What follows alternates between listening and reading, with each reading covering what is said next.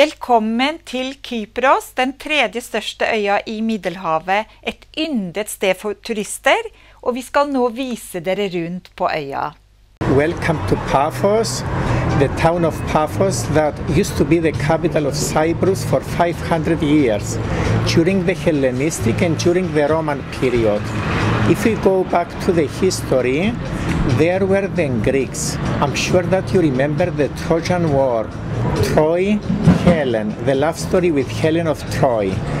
So, after the Trojan War, the Greeks stopped over here and they founded 12 city kingdoms. In Paphos area, there were 2 city kingdoms. Altogether, there were 12 city kingdoms in Cyprus. By the way, Paphos will be the capital of culture for 2017. And because of this reason, they upgrade so many things in Paphos in order to be ready for that date, for 2017. Now we are by the market area. There is a pedestrian area further down. There are the shops, the souvenirs, and of course there are some areas to visit. But the most interesting place of Paphos is near the port, by the sea area. Hi Norway, my name is Emilio. Here is my coffee place, traditional coffee shop. We offer traditional snacks, traditional coffees. All over the world they visit my place so you can enjoy any time during the season time. Thank you. På østkysten av Kypros, det er en av 6 distrikter på Kypros. Og det er plassert på UNESCOs verdensarvliste. Det er masse flotte strender her. Blant annet det er 11 flaggstrender som det så fint heter. Men Paphos er kjent for å være et arkeologisk verdensarvsted. Det inneholder kongegraver, Salamos noen gravsteder der, og det er et sted der Paulus ble pisket her i gammel historisk tid. Sitte her og nyte bølgen er fantastisk her på Paphos havn. Vi har et fort lenger borte her, det bysantiske fort som ble bygd opp på 1200-tallet. Så var det mye disputt om det, blant annet frankerne og osmanere som til slutt bygde det opp igjen etter at det hadde vært nedrevet på 1500-tallet. Det er et av de historiske kjennemerkene på Paphos havn. Et viktig strategisk punkt her for kypriotene. Ja, nok om det. La oss nyte stemningen mer her på havna. Og bølgesuset.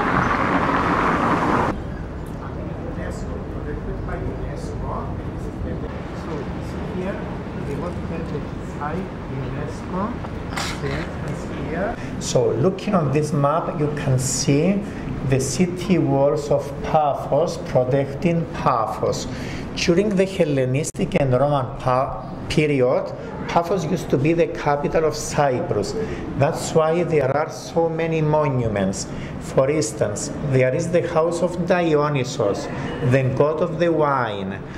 Most probably that was the Roman villa, the Roman palace, where the Roman governor used to stay in order to govern the whole of Cyprus. Another Roman villa is the house of Theseus. I'm sure that you remember the labyrinth in Crete. That has to do with the story of the labyrinth in Crete. Then the villa of Orpheus. Orpheus was playing his lyre. He was very good in playing music. And then my father's house, Achilles. You know, my name is Neoptolemos. Neoptolemos was Achilles' son in the Greek mythology. I'm sure that you have seen the film Troy with Brad Pitt. Achilles had a weak point, his heel, and that was very famous. There is another Roman villa, the house of Aeon. There was a small amphitheater, Odeon, where there was animation. very small one, 300 places. There was Agora, the Roman Forum, and Asclepion was a kind of clinic. Asclepios was the god of medicine. Even nowadays, the pharmacists, they have got Asclepios as a logo on their pharmacies. And except the castle that we have got a few meters away from here, there is Saranda Colonnes. That was the Byzantine castle that was constructed 700 AD when we had a lot of Arab invasions in Cyprus. Pafos havn, der er det et yrende turistliv. Der også masse lokale. Der folk som fisker her, ser vi, og det masse barn. Og det selvfølgelig masse turister som det mange av på Kypros. We are by the pedestrian area of Paphos. There are so many hotels over there, but all those hotels were constructed before 1974. Imagine that there was only one hotel further down before 1974. Nowadays, Paphos is one of the most interesting destinations in Cyprus from many countries. And this is because of so many monuments that we have got here. Now, if we go back to the history, during the Hellenistic period with the Ptolemies of Egypt and the Roman period that Paphos was the capital, that was very interesting, very important. But gradually, slowly, Paphos became smaller and smaller, and imagine that in 1870 there were only 200 people in Paphos. And then we had the evolution of Paphos later after 1974. På vestsiden av Kypros, litt vest for Paphos, det et sted der skilpadder kommer opp en gang i året for å legge egg på stranden. Furthermore, we see the other boats that they do cruises to an area called Lara. It's the place where the turtles come. Chelonia Midas and Careta, one of the few places in the Mediterranean where the turtles come to lay the eggs.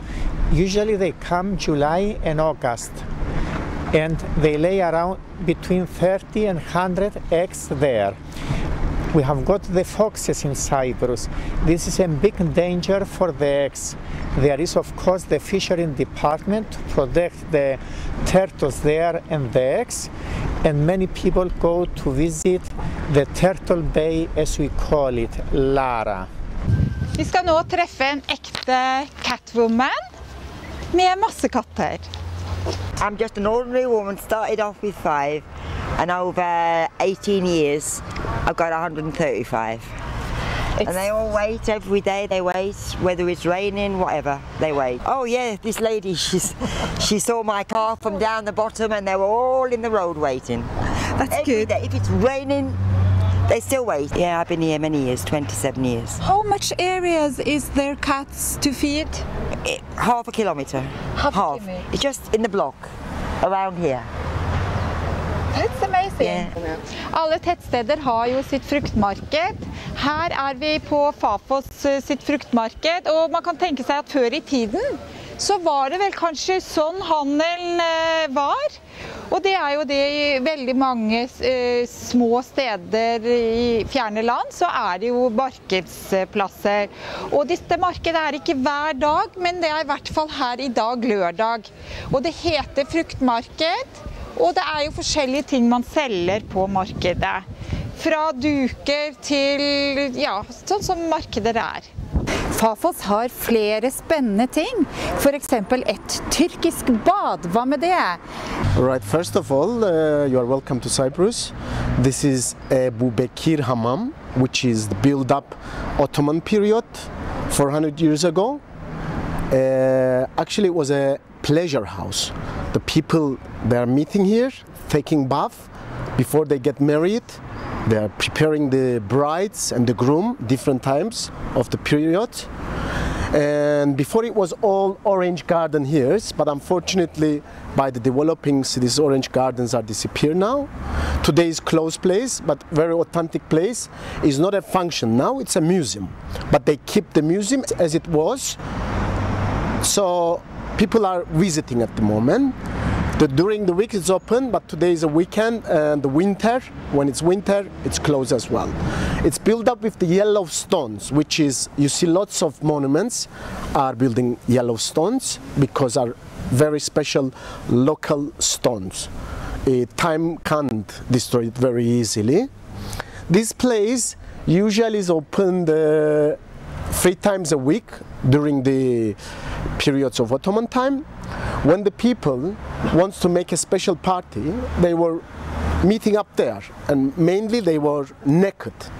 The women party was different, men party was different. My grandmother was getting married. She takes the bath from there, they prepare, they shave her everything, they wash her bodies, they put the perfumes and everything, and they make her ready, and the horse comes here, and they pick up her from here until the groom house where they're gonna get the married. So now it's mainly, there's a cafe as well next to it. He's giving the local sweets. You can find all the local sweet, but the cafe is closed now again because the winter times.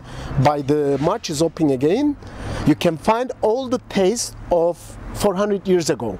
People are not naked anymore inside, but the flavors are still same. They preserve the culture. They find from the catalogs all the foods and dishes, some special erotics and aphrodisiac dishes, and they are still doing next cafe. Her vi ved en kirke først, og så ble det omdannet til en moské. Dette var kirke Hagia Sophia i 200 år, og så ble det hetende Ibrahim i 600 år. Nå det ingen av delene, men det et sted der man har arkeologiske ting. Vi skal bevege oss til et interessant tre ved siden av her. La oss høre. Until 75, Turkish Cypriots was living here. And I have a special stories about these trees, because these trees is henna trees. Henna is very holy trees. The mother country is Africa and India's. And some sailors from the Ottoman time, they come and they put it here. It was a big trees, but it's very sensitive and a fragile trees. Until comes here, it's only one part of the tree stays here. My grandmother, he told me the stories. My grandfather was a soldier, Second World War. And 1940s, he joined the English army. He goes to fight for Second World War. He was only 18 years old, guys. But after 2 years, Germans, they capture him in the Crete, the islands of the Greek. And he stays 3 years in the prison in Berlin as a war prisoner. When he comes back, has some psychological problem. And he didn't have some interesting to do any sex with my grandmother. And my grandmother was so worried what he could do to change this. And somebody gives him ideas. These henna trees, you can collect the leaves, ground them with the water and eggs. You can change the color of your hair, turns to red. And the flower of it's very elegant, very poetical smells. My grandmother comes here around 70 years ago. She cut the leaves, she ground it, and she dyed the pubic hairs to the red. And she gets the interest of my grandfather, and they make 11 children after this. And after these stories, I start to come to take up the piece, and I produce them. And I produce around 300 small trees. And I give all around the Cyprus to give more erotic flavor for the people. Because first of all, it smells so nice. Second, if you have some sexual problem with your husband or partner, this is a solutions tree.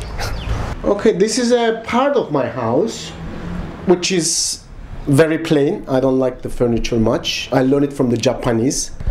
I want to feel the echo when I'm speaking in my house. There's some photos around from all around the world. This is especially India. This is about the Thailand. This is about Latin America. This is about the Greek islands. This is about Sri Lanka. piece of it. Every year I have one exhibition, different part of the world. And the last one, it was in Istanbul. And the next one is going to be erotic ones with the local amateur people. It's going to be in Berlin. I'm working on this project. And what I see, Paphos is not my home. The world is my home. Mm-hmm. So it's a huge house. You can go anywhere and you can adapt myself very easily, because I'm not after the big dreams. My dreams are very small. In the morning I wake up and I say myself, what kind of small dreams I can make true today? So by the minimalism you get lots of satisfaction.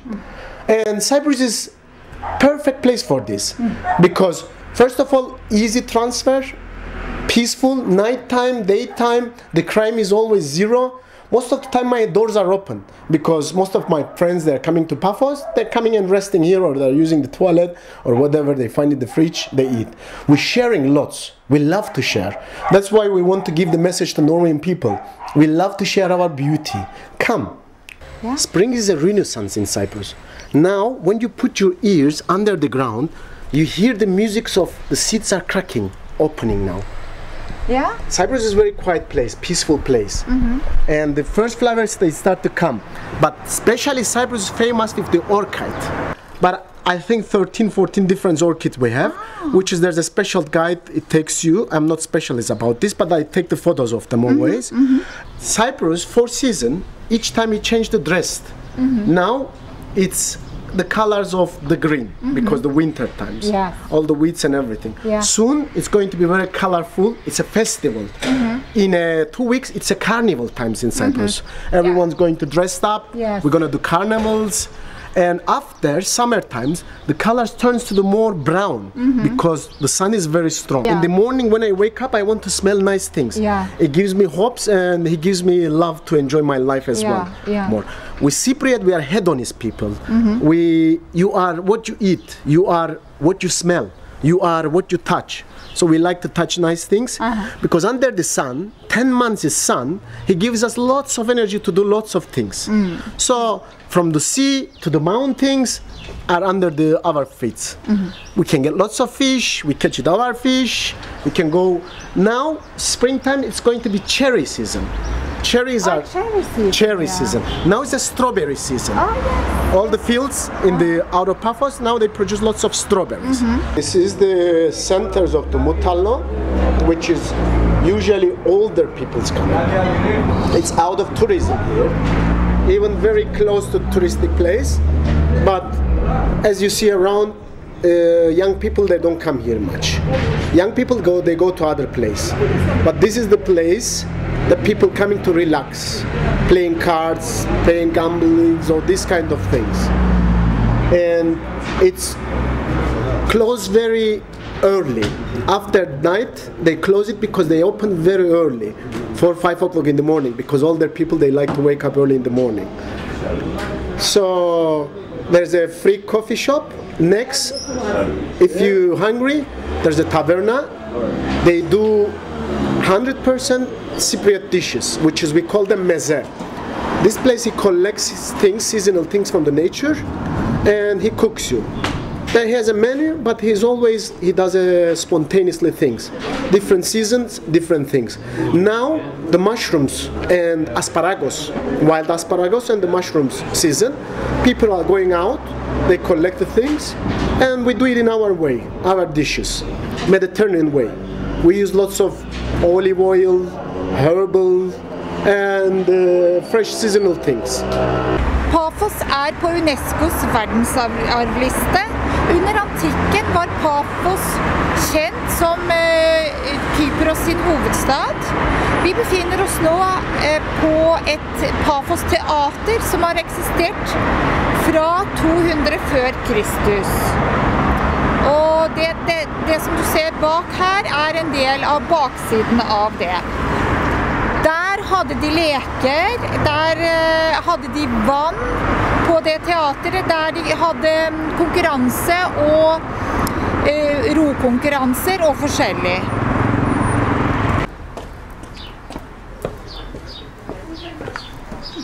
Rett på utsiden av Paphos finnes Salomons katakomber. Og her står vi ved nedgangen til de katakombene. Salomo jo en veldig kjent og rik konge, ikke minst, fra Gamle Testamentet. Jeg tror vi skal bevege oss mot der Paulus ble pisket. Pillar på St. Paul, tror jeg det heter. Og vi går da bortover veien her, for at her borte skulle det være et sted der vi kunne ta til venstre.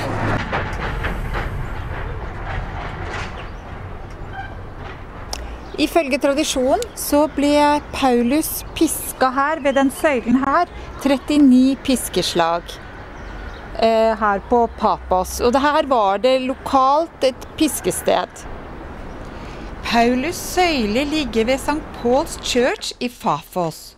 Historikerne vet at disse søylene var en del av den gamle synagogen i Papos i den tidligere kristne historien. Kirken fra 1300-tallet rikt utsmykket med malerier. Den har plass til 100 personer og brukes mye til vielser.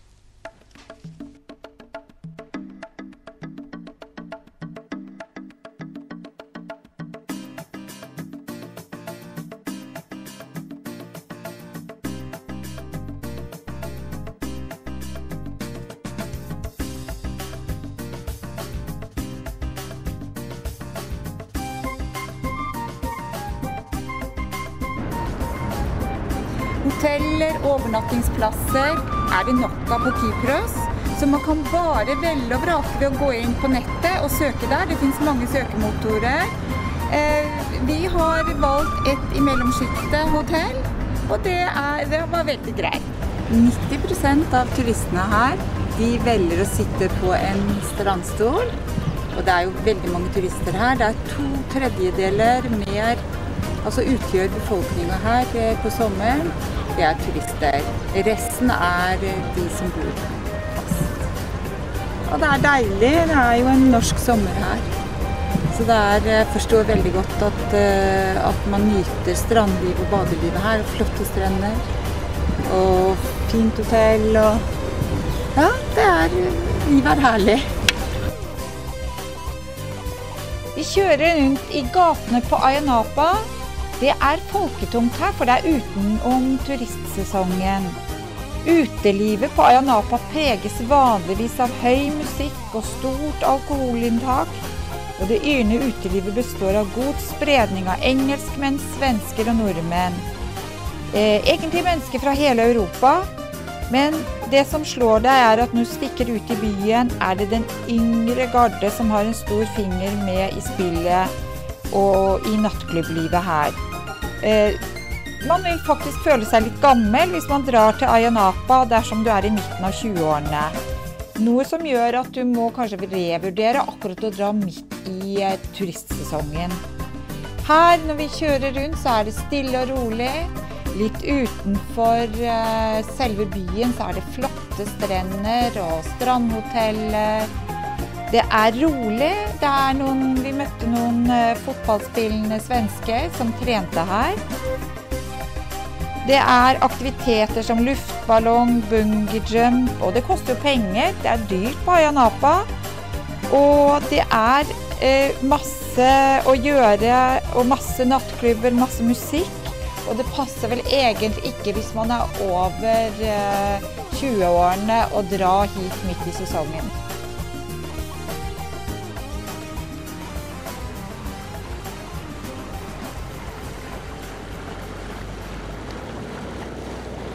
Vi fant noen charmerende fiskebåter i nærheten av Ayia Napa. Fiskenæringen egentlig en liten næring på Kypros. Det få fiskeslag i farvannet rundt Kypros som det verdt å fiske etter. På en natt kan en fisker få 25 kilo fisk. Derfor må mye fisk importeres til øya, og de lokale fiskerne klarer ikke å dekke etterspørselen. Men i perioden mai til juli så fisker en del båter sverdfisk, og mye av denne fangsten selges til USA.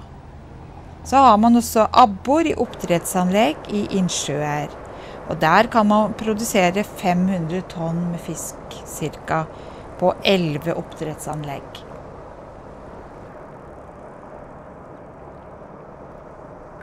Nå vi på østsiden, helt øst på Kypros. Og vi har møtt en ekte kypriot. What are you doing here? I am bird watcher and bird photographer. Actually, I'm looking for birds in this area because this is the area where the birds are coming from Africa and going to north in order to pair and come later in the autumn the other way. Oh. So here you can find many birds, especially in March and April. Oh, that's good. That's near the season for that now. Yes, it's the season that you can see many birds. Small birds because they make a small station here to eat and take some more efforts to go to the north. For the journey, for example, to Norway. Yeah. At this moment I can see rock thrushes, song thrushes, warblers, and wheatears, some wheatears. So with different seasons for the birds. Yeah. That's interesting. And you told that it was a very important place in Cyprus, this place. Yes, this place here is the Cabo Greco. Yes. Is an area from here up to Paralimni that is a small town after Famagusta. Is the most important touristic area. Oh, usually have in the summer more than 50% of the tourism in this area. What you use it for? You sell it? You use it on television? I was working with the bank and retired, and after retirement I do this bird watching, bird photographing, wildlife and generally photography. Oh, that's good. Yeah.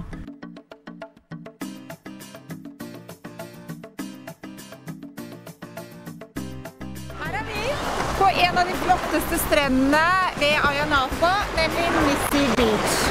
Det et flott badsted, og det en liten øy der borte, eller halvøy det vel, der man kan gå over. Det en del folk her, men ikke noe sånn voldsomt i forhold til høysesongen i turisttida.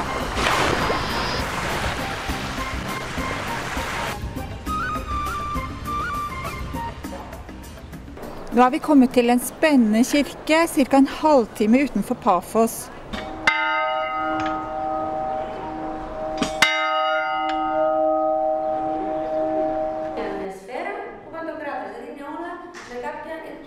Kirken veldig interessant. Den bygd på 1100-tallet og ble redekorert på 1500-tallet. Det en kirke som kjent, der de har noen helgener her, kanskje de eneste i området her. Og de var kjent for å helbrede folk som hadde hodeproblemer og problemer med bein. Og det visst noen kjente historier forbundet med det, sa guiden her.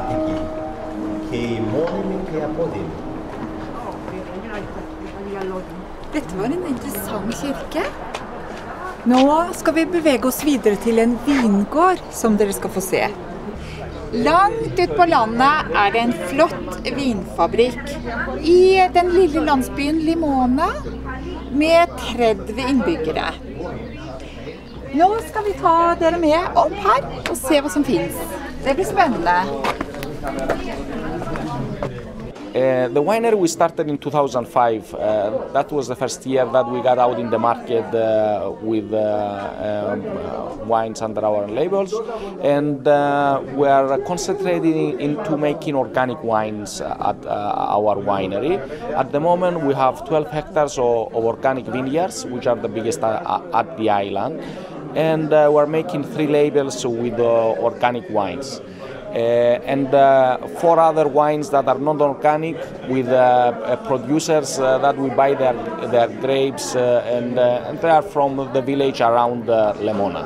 Well, the equipments we have here at the winery are latest technology. That kind of equipments you can find in most of the wineries all over the world. And in something that I think Cyprus wineries now, most of them they do have latest technology equipments, which they help you to make better quality wines.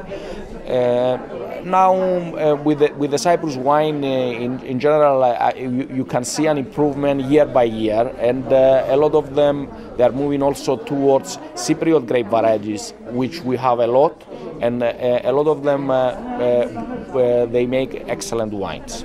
When we are making organic wines, we have to not spray any chemicals at the vineyard, and we are not allowed to use any chemical fertilizers. And then at the winery we have to follow certain rules in order to get the certification as organic wine. The rules we follow now, it's EU regulations, so in every country in Europe we do follow the same regulations.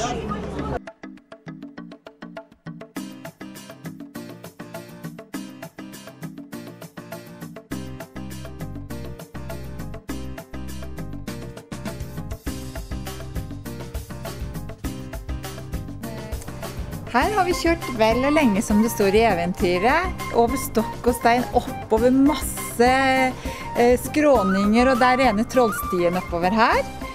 Vi beveger oss inn i et kloster fra 1100-tallet, der vi skal høre en ung mann fortelle historien på gresk. Καλώς ορίσατε στο μοναστήρι της Χρυσορειάτισσας. Είναι ένα μοναστήρι με πολύ παλιά ιστορία. Χτίστηκε το μοναστήρι, βασικά η εκκλησία, χτίστηκε το 1152 μετά Χριστόν. Ο ναός μέσα είναι του 1700. Βασικά ασχολείται πολύ έτσι αμπέλια, ξέρω εγώ, έχει πολλές διαφορετικές δουλειές, έχει εινοπείο, παράγουμε κρασιά, ζιβανία. Εντάξει, είναι παλιό, έχει μεγάλη ιστορία. Είναι η θαυματουργή εικόνα της Παναγίας, Χρυσορειάτισσα, και ονομάστηκε έτσι γιατί είχε ένα βουνό, το βουνό που είναι εδώ πάνω χτισμένο το μοναστήρι, λέγεται Ρόγια. Και έτσι μετά στην Κύπρο πάντα χρυσώνουμε, ξέρω εγώ, τα μοναστήρια και λέγθηκε Χρυσορειάτισσα. Etter dette fantastiske klosteret så går ferden videre til Afrodites bad. Afrodite kjærlighetens og fruktbarhetens gudinne i gresk mytologi. Afrodite spiller en sentral rolle i sagnene om den trojanske krigen. Det var hun som forårsaket krigen da hun lovte Paris, den skjønne Helena, mot at han ga henne gulleple som kåret henne til den skjønneste av gudinnene, framfor Athene og Hera. Senere grep hun direkte inn i krigen for å hjelpe den trojanske helten Eneas, som var hennes egen sønn. Ja, det et fantastisk sted dette her, og det tusenvis av turister som kommer her årlig. Og tenk så mange, kanskje millioner, som har vært her tidligere ved Afrodites bad.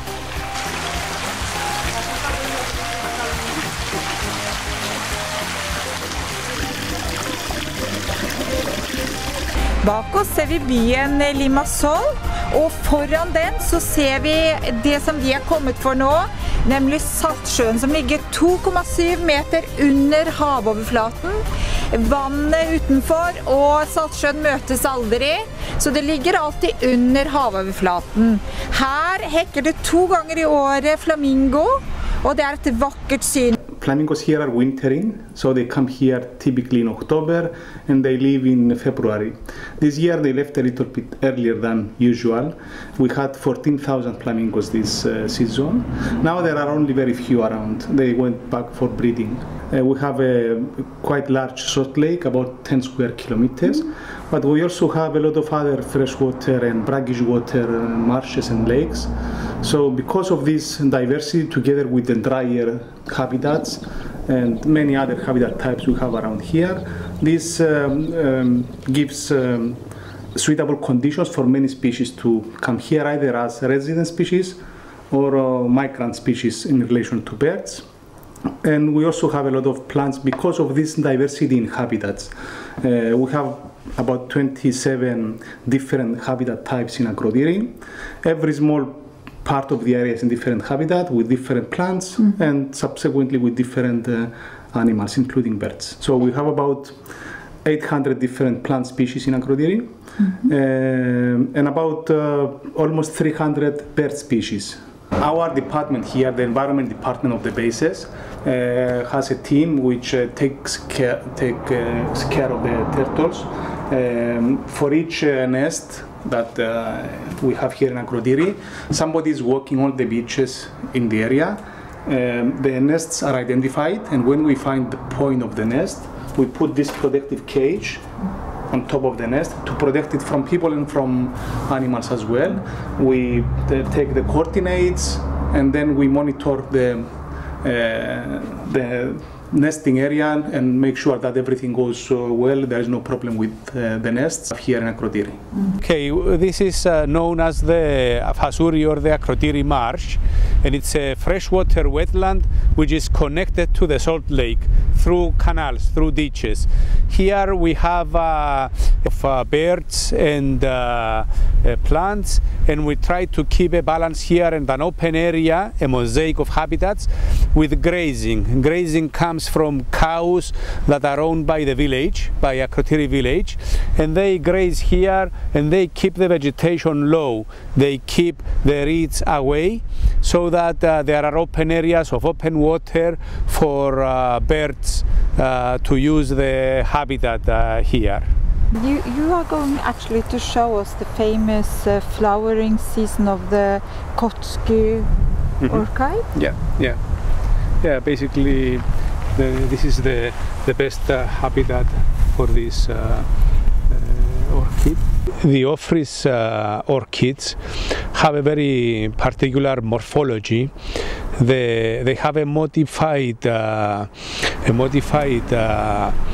petal which looks like a particular insect, and it mimics both this insect both in appearance and smell, hormone smell, so that it can attract this particular insect.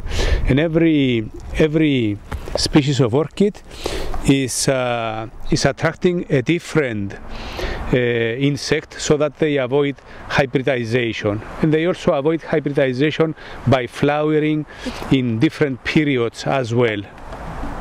Et kjennemerke også på Agrodiri, det at man laver soft basket, altså sånne myke fletta kurver, og det har man gjort i århundrer. Og det altså av disse her så laver man myke fletta kurver. Vi beveger oss nå til Nikosia, som den største byen på Kypros. Det hovedstaden.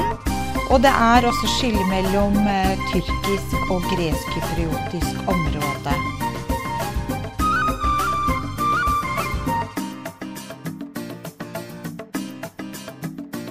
Welcome to Nicosia. Depending on what you like, according to music or entertainment or bars or cafes, I think we have everything. Yes. We're trying to make products for the shop because, as I said before, we're gonna start using this space as a shop because it has a lot of good vitrine. Yes, yeah. It's all glass, and we thought of why not make this space autonomous in the field of graphic design. Yeah. So you have certain plans for the future now? Yes, of course. Of course. I hope you will succeed. And, thank you very much. Nå står vi her I gamlebyen I Nikosia. Det et yrende folkeliv her I den gamle bydelen. Fanneromeni tror jeg gata het. Og vi har med oss 2 unge damer her som har forklart litt om det. For fra et par år tilbake så var det intet liv her. Og nå på et par år så det blitt veldig til liv og kaféliv her. Kommer vi noen timer senere så kan vi nesten ikke gå her og komme fram, for det enda mer folk enn det nå på kafélivet. If you look around souvenir shops, the ideas about souvenirs and about Cyprus souvenirs are quite old-fashioned, let's say, and us and another team decided to make a souvenir project which we will create contemporary souvenirs about Cyprus and then promote them in the audience that goes around to look for souvenirs. So this, it's a saying we say in Cyprus, Çekani. So the reason that people buy that is because it's funny. Yeah. Because Çekani means and enough, and so go to bed and enough. And enough. So that was the idea behind this product. This is one of the products that actually speaks better to Cypriots.